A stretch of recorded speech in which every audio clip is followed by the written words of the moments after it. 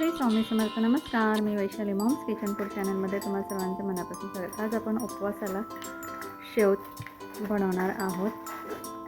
ही शेव एवढी टेस्टी आणि एकदम खुसखुशीत अशी तयार होते. त्यासाठी इथे मी 3 उकडलेले बटाटे घेतलेत. बटाटे असे साल काढून घ्यायचे आहेत.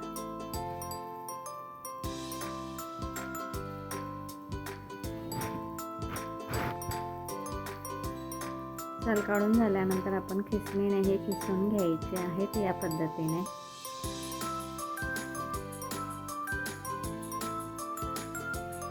ही शेव खूपच टेस्टी व क्रिस्पी तयार होते आणि ही शेव आपण 15-20 दिवस सुद्धा स्टोर करून ठेवू शकतो. आता आपले बटाटे खिसून झालेले आहेत, ते एका बाउलमध्ये काढून घ्यायचे. त्यानंतर इथे 1 वाटी मी शाबू घेतलेला आहे. शाबू चांगला मीडियम गॅसवर भाजून घ्यायचा आहे.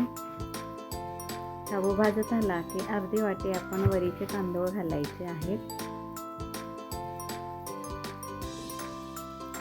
तेही आपण भाजून घ्यायचे आहेत.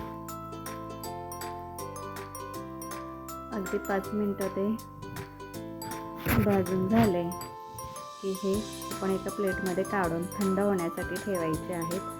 आता आपले वरी आणि शाबू थंड झालेले, ते मिक्सरच्या भांड्यामध्ये घेऊन त्याची बारीक पावडर तयार करून घ्यायची आहे. या पद्धतीने मिक्सर चालू बंद करून त्याची बारीक पावडर करून घ्यायची. त्यानंतर ही पावडर आपण खिसून घेतलेल्या बटाट्यांमध्ये घालायची आहे.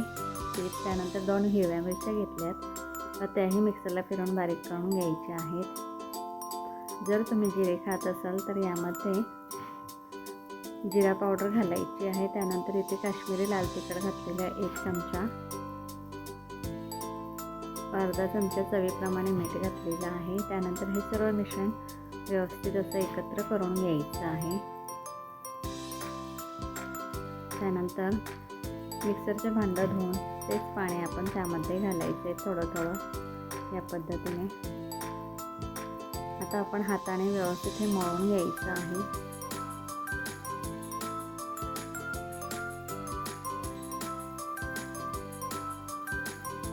अजून थोडंसं पाण्याची गरज वाटते, थोडंसं अजून पाणी घालायचं आहे.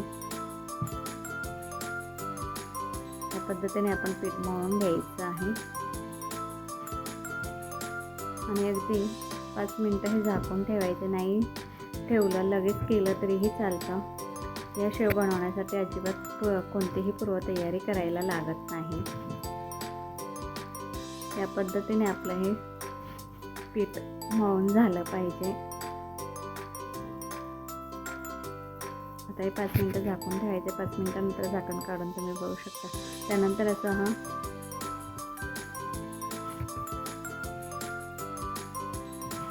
आपण दिवाळीत वापरतो तो शेवगा घ्यायचा आहे. त्यामध्ये शेवचं चकती घालायची. त्यानंतर यामध्ये आपण पीठ घालून घ्यायचे. जर हा साचा नसेल तुमच्याकडं तर तुम्ही प्लास्टिकची 1 पिशवी घेऊन त्यालाही होल पाडून ही शेव बनवू शकता.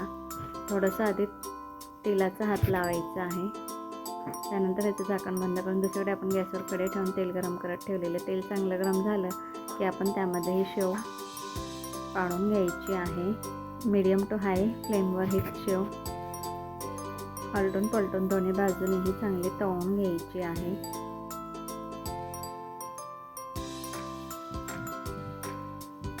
आपली एका बाजूने तळून झालेली आहे. झाऱ्याने ही पलटून दुसऱ्या बाजूनेही चांगली तळून घ्यायची आहे.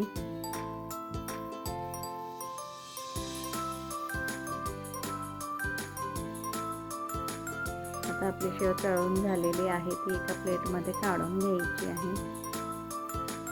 त्याच पद्धतीने आपण राहिलेल्या पिठाची शेव पाडून घ्यायची आहे कढईमध्ये.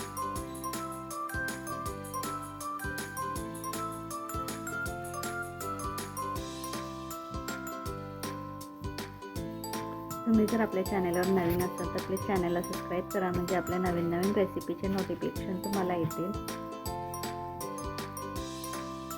आता एका बाजूने तळून झाले की झाऱ्याने आपण पुन्हा ते पलटून दुसऱ्या बाजूनेही तळून घ्यायचे. आलटून पलटून दोन्ही बाजूनेही मीडियम गॅसवरही शेव तळून घ्यायची आहे. ही शेव आपण 15 ते 20 दिवस स्टोअर करून ठेवू शकतो.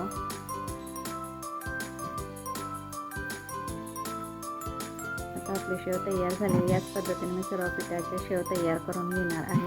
तुम्ही बघू शकता की मस्त आपली एकदम खुसखुशीत शेव तयार झालेली आहे. रेसिपी आवडली असेल तर आपल्या मॉम्स किचन फूड चॅनलला लाईक करा, शेअर करा व सबस्क्राईब करा. सबस्क्राईब करायला अजिबात काही लागत नाही. वाट कोणाची बघताय, कारण आपल्या चॅनलला सबस्क्राईब. थँक्यू.